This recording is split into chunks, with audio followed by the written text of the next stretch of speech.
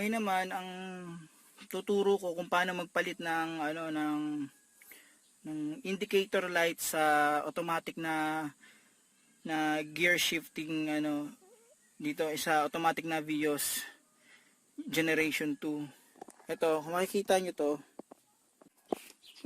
to, yung mga indicator na yan, pag inon nyo minsan walang ilaw, ibig sabihin may problema sa ilaw niyan, indicator light yan dyan. Tuturuan ko kayo kung paano magpalit ng ilaw niyan dito. Turuan ko kayo kung paano babaklasin tong part na to dito para mapalitan yung ilaw dito. Kung nga pala yung ilaw nito 10 piso lang. Kapag inon nyo tong yung ganito nyo, yung ilaw dapat yan. Liwanag lang ngayon kaya hindi nyo makita. Pero kung gusto nyo matuto dito, panoorin nyo na lang itong video na to. Ano yung gagawin? Tanggalin to. Ito muna, tanggalin nyo to.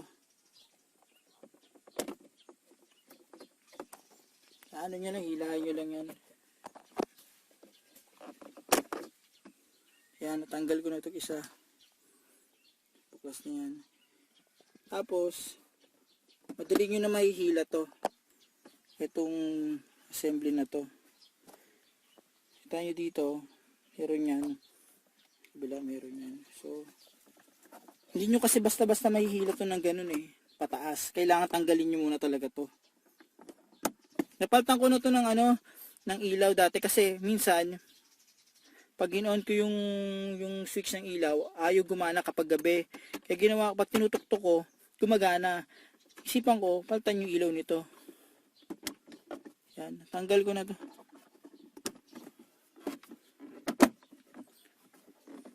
Yan.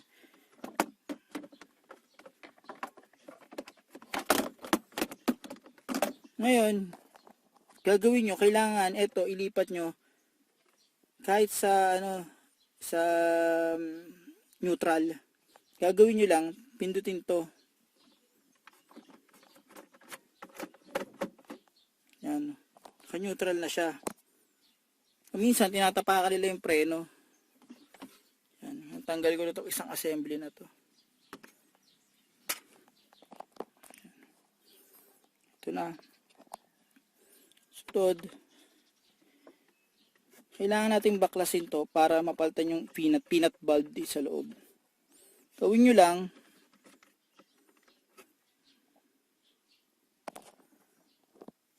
lahat nyo lang to, parang may clip yan.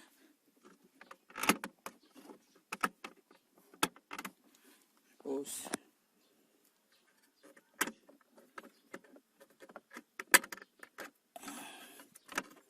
ilang side.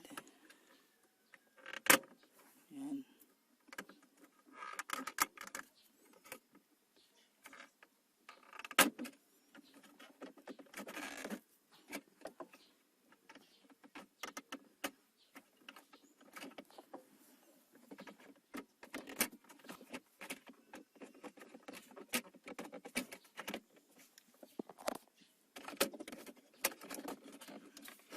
Yan.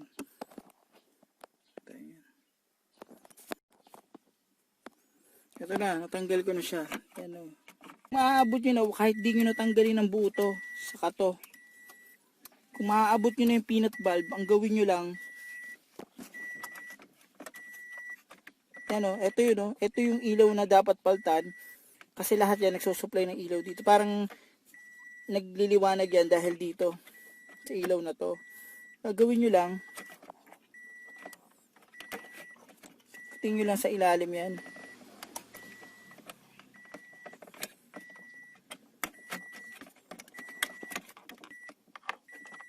Ito yan.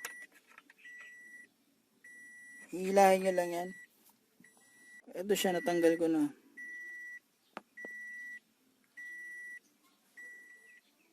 ₱10 lang to sa sa mga kahit sa motor shop. Kaysa bumili kayo sa labas na mahal, ito ₱10, ₱20, mga ilang piraso rin to. Kalimutan ko kung anong ano to eh, T10 o T5. Basta ito peanut bulb to. Dalhin nyo na lang to para sample nyo pag bibili kayo ng peanut bulb. Mamaya ilalagay ko sa description kung anong klaseng peanut bulb to. Kakabit ko lang siya dyan.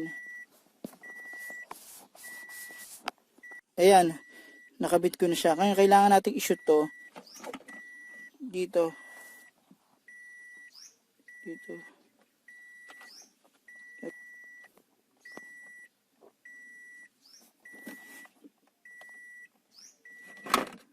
Kaya ang pagka-shoot yan, ipipihit clockwise kung ako nagkakamali.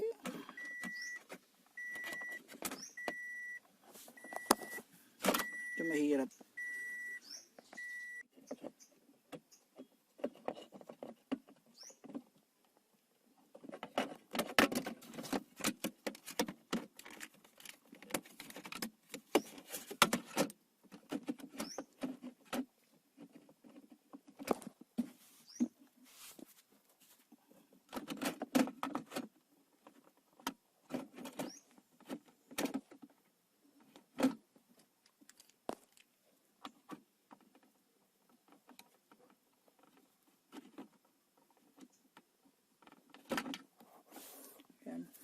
Tapos ganun din, pag natapos na yan, napalitan nyo na, gusto nyo i-test nyo muna, tignan nyo kung iilaw.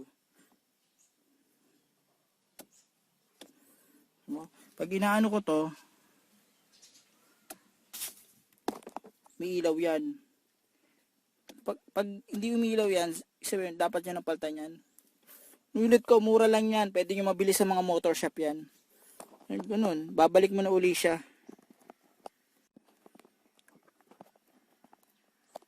Ganun din ang pagbabalik niyan.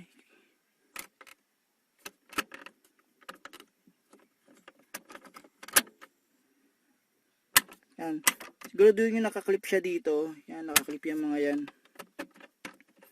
Tapos, kung nyo babalik ito.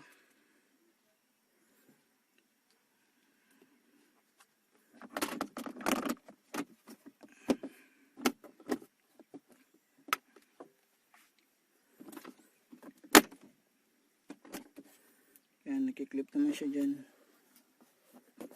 Tapos, ito, huli na to. Itong cover dito. Yan. Siyempre, balik mo na sa part yung ano. Yan. Okay na. Ganun lang naman kadali magpalit. Ngayon, nakita nyo na kung paano magpalit ng light indicator sa sa automatic gear shifter dito sa Toyota Vios 2011 Gen 2. Sa susunod na mga content ko, titingin ako ng mga iba pang DIY para makakatipid kayo kung paano palitan yung mga pyesa, ganyan, o kayong tulad ng ginawa ko isang video yung cabin filter. Sige. Kung gusto niyo itong video na to, mag-subscribe o mag-like na lang kayo sa channel ko.